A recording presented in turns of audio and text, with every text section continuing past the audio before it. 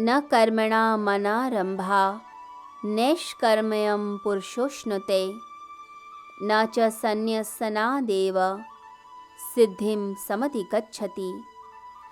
कर्मों को न करने से मनुष्य नैष्कर्म्य को प्राप्त नहीं होता और न कर्मों के संन्यास से ही वह सिद्धि प्राप्त करता है। न ही कश्चित् क्षणमपि जातु तिष्ठत्य कर्मकृत् कार्यते ह्यवशः कर्म सर्वः प्रकृतिर्जैर्गुणे। कोई मनुष्य क्षण भर भी कुछ न कुछ कर्म किए बिना नहीं रह सकता।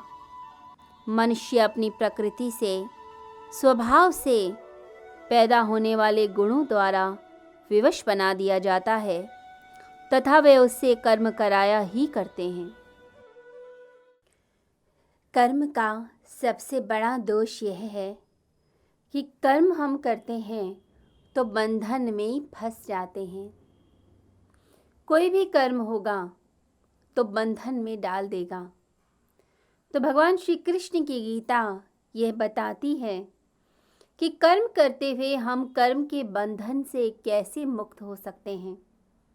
जब व्यक्ति कर्म करते हुए कर्म में आसक्ति नहीं रखता, अटैचमेंट नहीं रखता, कर्म फल की कोई आसक्ति नहीं होती, तब उस समय मनुष्य कर्म के बंधन से मुक्त हो जाता है। कई लोग क्या करते हैं, या तो कर्म करते ही नहीं हैं या फिर कर्म के बीच में से ही भाग जाते हैं। आधा कर्म करेंगे, बाकी सब कुछ छोड़ देंगे। तो भगवान कहते हैं कि कर्म तो करना है, क्योंकि प्रकृति के 3 गुण हैं, सत, रज और तम। इन 3 गुणों से प्रेरित होकर मनुष्य को कर्म करना पड़ता है। हमारी प्रकृति, हमारा स्वभाव हमें विवश बना देते हैं कि हमें कर्म करना पड़ता है। तो इस धरती पर कर्म करे बिना मुक्ति नहीं है। कर्म तो करने पड़ेंगे। यदि आप निष्क्रिय होने की बात सोचेंगे तो निष्क्रियता जड़ तत्व का स्वभाव है। जो जड़ है, जो पत्थर है, वही निष्क्रिय हो सकता है। कर्म तो करना पड़ेगा। अगर आप लेटे भी हुए हैं तो मन तो चलता है, विचार तो चलते हैं, ये शरीर तो चलता है, सांसें तो आती और जाती हैं, हमारा पेट भोजन को डाइजेस्ट करता है, हृदय धड़कता है। तो कर्म लगातार प्रकृति में हो रहे हैं, हमारे शरीर में कर्म हो रहे हैं। तो आप किस किस चीज से भागिएगा? आप भाग नहीं सकते। जो व्यक्ति शरीर से निष्क्रिय हो जाता है वो फिर मन से उस चीज को करने लगता है। कई बार ऐसा होता है कि हम कुछ कार्य कर नहीं पाते, सक्सेसफुल कुछ कार्यों में हो नहीं पाते, तो मन से कल्पनाएं करने लगते हैं, मन से सोचने लगते हैं। तो जो मन से सोचने लग जाता है वो शरीर की शक्ति को नष्ट कर रहा होता है। तो भगवान कहते हैं कि कर्म तो आपको करना है। मन से सिर्फ सोचते रहने से कुछ नहीं होगा, शक्ति का नाश ही होता है। तो आत्मविकास के लिए मनुष्य निष्काम कर्म करे, फल में आसक्ति ना रखे, तो ये कर्म बंधनकारक नहीं होंगे। मनुष्य अज्ञान रूपी रोग से ग्रस्त है। इच्छाओं के, वासनाओं के जाल हमारे चारों ओर फैले हुए हैं। आत्मा के प्रकाश के ऊपर अज्ञान का जाल, मोह रूपी कालिमा का जाल। इस जाल को काटना है, इस कालिमा को, इस अंधकार को दूर करना है, अपने कर्म फल को भोगना है। इसीलिए तो धरती पर आए हैं। धरती पर हम एक रोगी की तरह हैं जिसे स्वास्थ्य चाहिए, इस बीमारी से मुक्ति चाहिए, और गीता इस बीमारी को दूर करने के लिए स्थित प्रज्ञता यह उपाय बताती है। एक ऐसे व्यक्ति के बारे में बताती है जो बुद्धि का प्रयोग करके अपने जीवन को आनंद से भर लेता है। इस श्लोक में गीता के नैष्कर्म्य के बारे में बताया गया है। नैष्कर्म्य यह अनोखा शब्द है हमारे लिए। रोजमर्रा में ये शब्द प्रयोग में नहीं आता, तो नैष्कर्म्य क्या है ये जान लेना चाहिए। रामकृष्ण परमहंस नैष्कर्म्य यानी अकर्ता भाव को ज्यादा महत्व देते थे। नैष्कर्म्य निष्क्रियता नहीं, अपने भीतर के अहंकार को, मैं को जब हम गलाते हैं कि हम कर्ता नहीं हैं, कर्ता प्रभु हैं, भगवान हैं, ये ब्रह्मांडीय शक्तियां हैं। जब अपने भीतर का कर्ता भाव मिट जाता है, अकर्ता भाव आता है कि मैं कुछ नहीं करता, सब प्रभु की इच्छा से होता है। जब ऐसी भावना आने लगती है तो नैष्कर्म्य सिद्ध होता है। ये नैष्कर्म्य निष्क्रियता नहीं है। कई लोगों को लगता है कि निष्क्रियता नैष्कर्म्य है, परंतु निष्क्रियता नैष्कर्म्य नहीं है। नैष्कर्म्य का मतलब कर्ता रहित कर्म, एक ऐसा कर्म जिसमें अहंकार, मैं का भाव नहीं होता। मैं नहीं हूँ, परमात्मा है, परमात्मा ही करने वाले हैं, मैंने तो उनके चरणों में समर्पण कर दिया। एक भक्ति जागती है, परमात्मा के प्रति प्रीति जागती है। Not absence of doing but absence of doer. तो ऐसा कर्म जिसमें कर्म का अभाव नहीं, कर्ता का अभाव है। जब हम स्वयं की मैं को गलाते हैं, अहंकार को गलाते हैं, तभी तो प्रभु के प्रिय हो पाते हैं। जब मैं नहीं, तो समझिए हमारा कर्म निष्काम कर्म होता है, नैष्कर्म्य को हम प्राप्त करते हैं। भागना, त्यागना, संन्यास लेना सभी कर्म में आ जाएगा जब हम मैं की भावना करते हैं कि मैंने त्यागा, मैंने इस संसार को छोड़ा, मैंने संन्यास को प्राप्त किया। जब मैं का भाव आता है तो वो कर्म ही बन जाता है, और जब मैं का त्याग होता है, प्रभु के चरणों में समर्पण हो जाता है, तो समझ लीजिए वो कर्म बंधन कारक नहीं रहता, बल्कि मुक्ति का कारक बन जाता है। तब आप त्रिभुवन में व्याप्त जो लय है उसके साथ एक हो जाते हैं। जैसे सागर में लहरें उत्पन्न होती हैं और उसी में विलय हो जाता है, ऐसे ही हम भी फिर लहरों की भांति व्यवहार करते हैं। जैसे पत्ता डोलता है हवा में, तो पत्ता नहीं कहता कि मैं डोल रहा हूँ, हवा डोलती है, इसलिए मैं डोल रहा हूँ। तो करने वाला कौन? करने वाला ईश्वर। और मैं कौन? मैं निमित्त हूँ, मैं उपकरण हूँ प्रभु का, एक इंस्ट्रूमेंट हूँ जिसके द्वारा कर्म होते हैं, परंतु उसमें मेरी कोई इच्छा नहीं।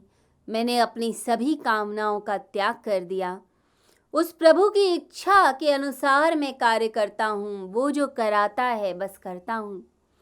वो बोलने के लिए प्रेरित करता है तो बोलता हूँ। वह कहता है कर्म करो तो कर्म करता हूँ। जब ऐसा भाव आता है तो मनुष्य निष्पाप हो जाता है।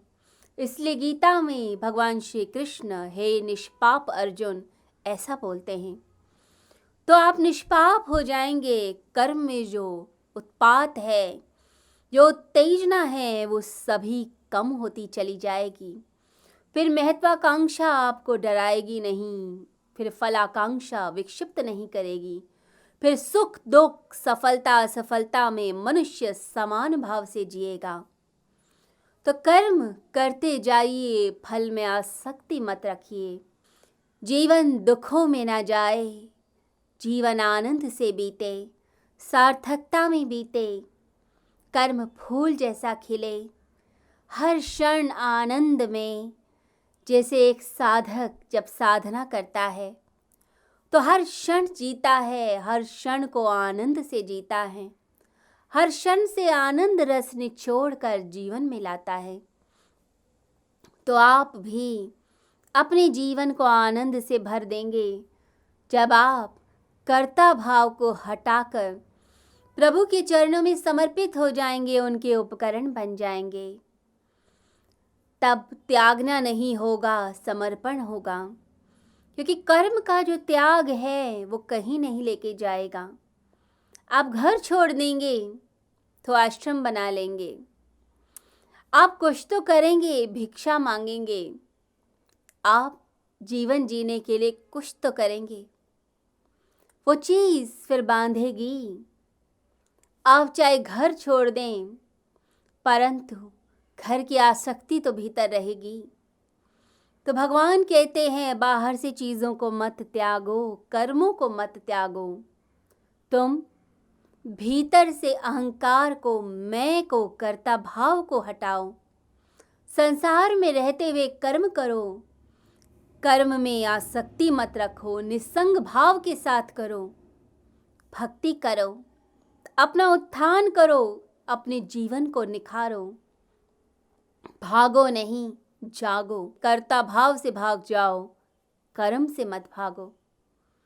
पूरे समय अर्जुन भागने की बात करता है और भगवान जागने की बात करते हैं। भगवान कहते हैं अर्जुन को, क्षुद्रम हृदय दौर्बल्यम त्यक्तोत्तिष्ठ परम तपा। हृदय की दुर्बलता त्याग अर्जुन, मानसिक दुर्बलताएं त्याग, जाग और साहस के साथ कर्म कर। अर्जुन भागना चाहता है, भयभीत है, कहता है मेरे अपने मारे जाएंगे। और भगवान समझाते हैं कि तू जिनके लिए परेशान है, आसक्ति से भरा है, वो तो काल चक्र में आगे मारे जा चुके हैं।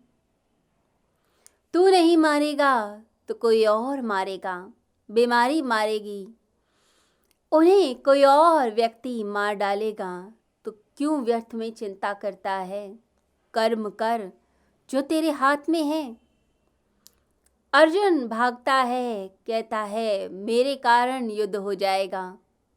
उसको लगता है जैसे वह मौजूद रहेगा तो युद्ध होगा, और वो नहीं होगा तो युद्ध होगा ही नहीं। यह मनुष्य की पीड़ा है कि उसको यह लगता है कि सब मेरे कारण हो रहा है। मैं हूँ तो ये मकान है, मैं हूँ तो सब चलता है। परंतु जब आप नहीं होंगे तब भी जीवन चलेगा, आपका घर चलेगा, आपकी दुकान चलेगी, आपका व्यवसाय चलेगा, सब चीज़ें चलेंगी। नेपोलियन आया, हिटलर आया, चर्चिल आया, नेहरू, गांधी, बहुत लोग आए, सबको लगता था उन्हीं की वजह से चीज़ें चल रही हैं, परंतु वो चले गए, फिर भी दुनिया चल रही है। तो अर्जुन की ये जो वृत्ति है कि मेरे कारण सब कुछ हो रहा है, तो भगवान कहते हैं अनंत है ये ब्रह्मांड, अनंत है इसकी चीज़ें, तू तो बस निमित्त है, छोटा सा पुर्जा है। तो क्यों सोचता है तेरे कारण हो रहा है? युद्ध अनेकों कारणों पर निर्भर है। जब व्यक्ति साधना की ऊंचाई पर पहुंचता है तब उसे समझ आता है कि इस अनंत ब्रह्मांड में सभी चीज़ें सुचारू रूप से चल रही हैं। हम एक तिनके की तरह हैं, इस अस्तित्व में बहे चले जा रहे हैं, अस्तित्व की नदी में। हम सोच लेते हैं सब कुछ हम पर निर्भर है, परंतु ये अस्तित्व चला रहा है सब चीज़ों को। ये मनुष्य को अनुभव के साथ समझ आता है। भगवान कृपा करते हैं अर्जुन के ऊपर और कहते हैं कि अर्जुन, तू क्यों भयभीत है? तो कर्म कर, भीतर से कर्ता भाव को गिरा दे, निष्कर्मी को प्राप्त हो जा। फिर तुझे पाप नहीं छुएगा, पुण्य नहीं छुएगा। तो इन दोनों बेड़ियों के पार हो जाएगा निष्काम कर्म करके। तो देख, तो इसीलिए युद्ध कर कि वह तेरा स्वधर्म है। तो इसीलिए युद्ध कर कि जैसे तू मानव जाति के भले के लिए कर रहा है, कर्तव्य कर्म समझ कर कर। फिर तू पाप और पुण्य की बेड़ी से मुक्त हो जाएगा, मैं आश्वासन देता हूँ। भगवान कहते हैं, कर्म से भागो मत, त्यागो मत चीज़ों को, समर्पण करो, एक एक चीज़ में समर्पण।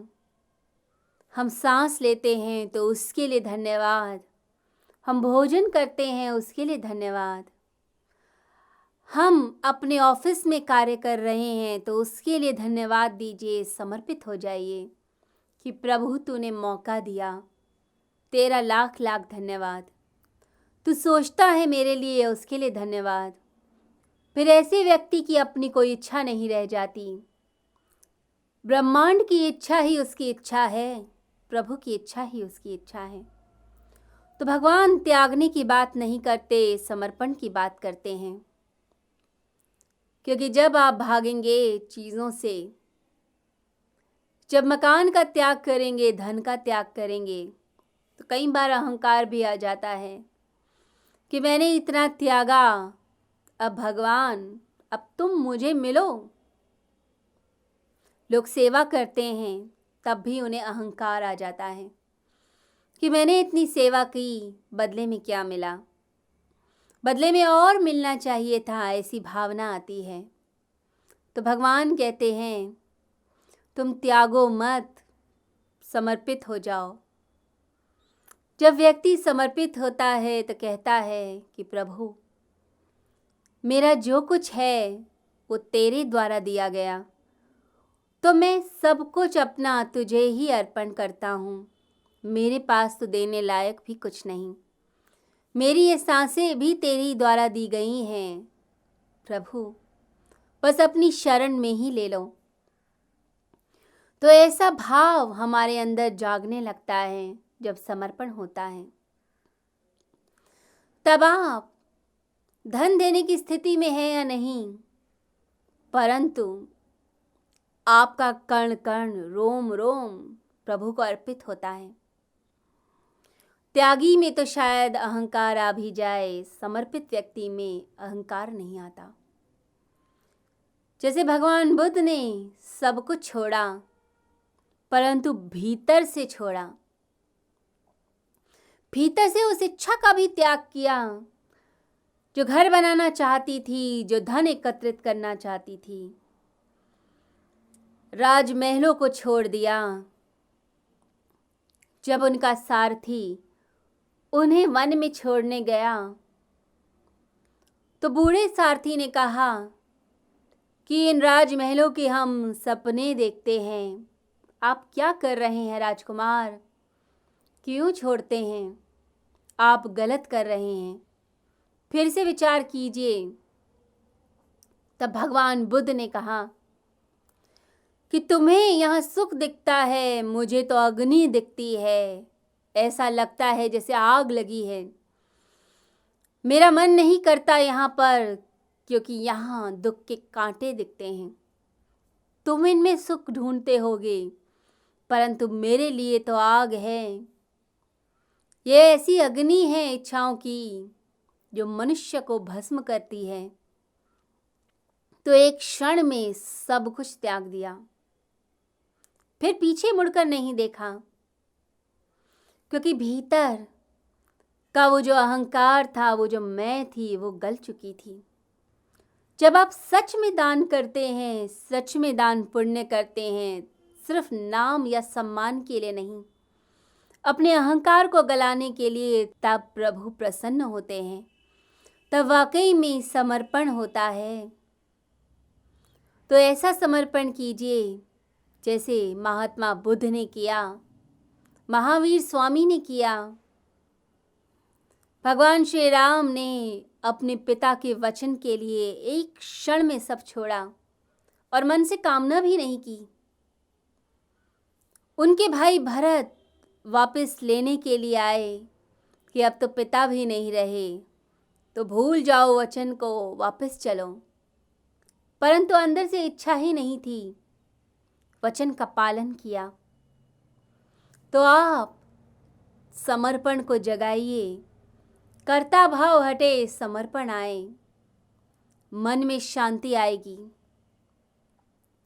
एक सेठ अपना नाम ऊंचा करने के लिए एक साधु के पास पहुंचा कि मैं आपको ये धन देना चाहता हूँ, गोल्ड कॉइन्स देना चाहता हूँ।